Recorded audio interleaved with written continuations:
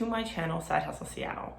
So if you've watched any of my videos, then you would probably know that I am primarily a remote online notary. And if for whatever reason you don't know what a remote online notary is, it just means that I notarize documents completely remotely using digital tools. So I'm not in person, face-to-face with anybody doing the notarizations.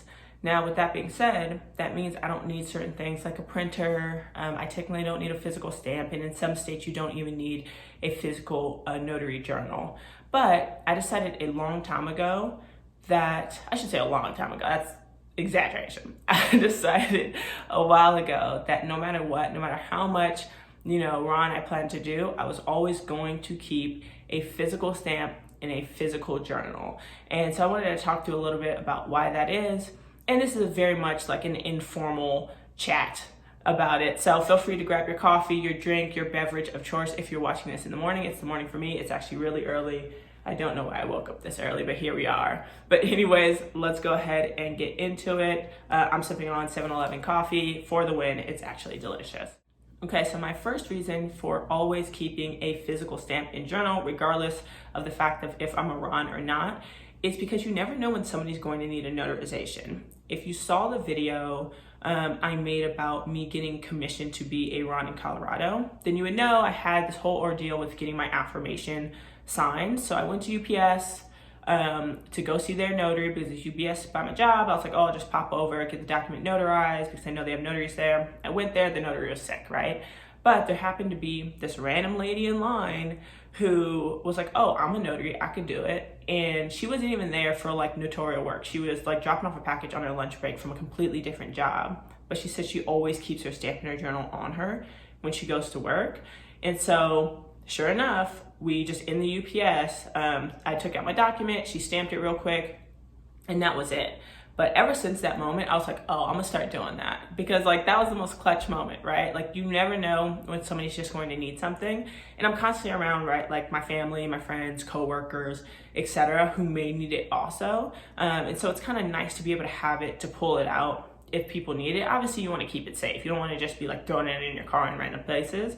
But if I have a bag with me that I know that I can keep safe and lock away and things like that, then I like the idea of being able to have a stamp on me and a journal on me in case I need it in these random moments, right? And so yeah, she inspired me. I can't remember your name, but shout out to you because that actually inspired me to buy a stamp when I wasn't planning to buy a stamp in Colorado. Because I'm like, I want it just in case something like that happens and somebody needs it.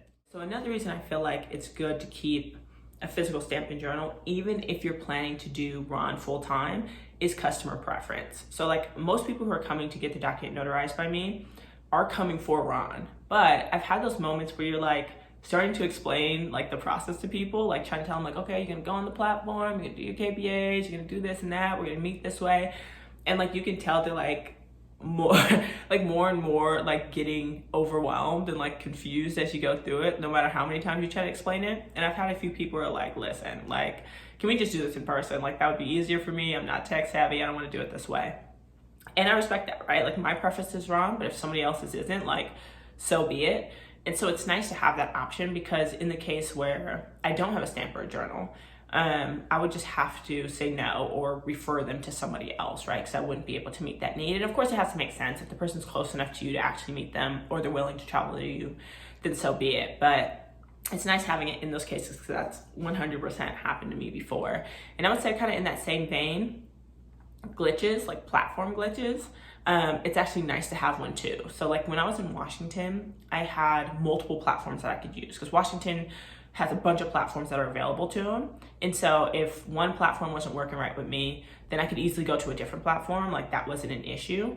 But in Colorado, I have one platform. I only use one platform in Colorado because they don't have the best options in my mind. And so if something happens with that platform, it's down, it's lagging, it's glitching, I can't complete the notarization. I have no other option, right?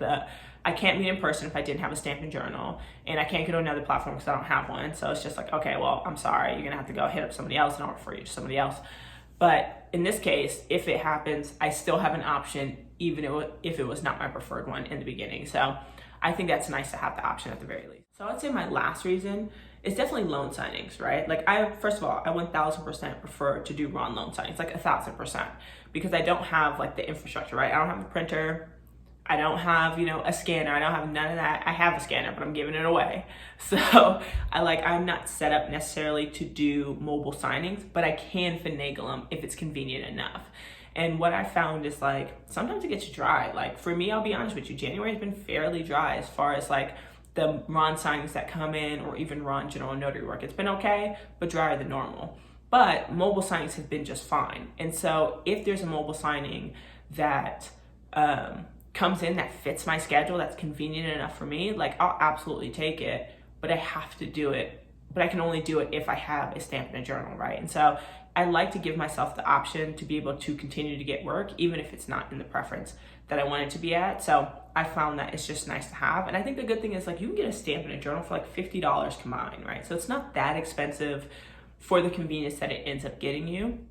But that is the end of the video. Like I said, super informal, just wanted to walk you through how I'm thinking about going about my notary journey. But if you're a full-time Ron, I would love to hear from you. Like, do you have a physical stamp and journal? I know some states like require you to still keep a physical journal regardless, but I'm curious, do you actually have a physical stamp and journal? If you're a part-time Ron, do you have one? How do you guys kind of go about making that decision for yourself? Leave it all in the comments. Thank you so much for watching, and I will catch you in the next video.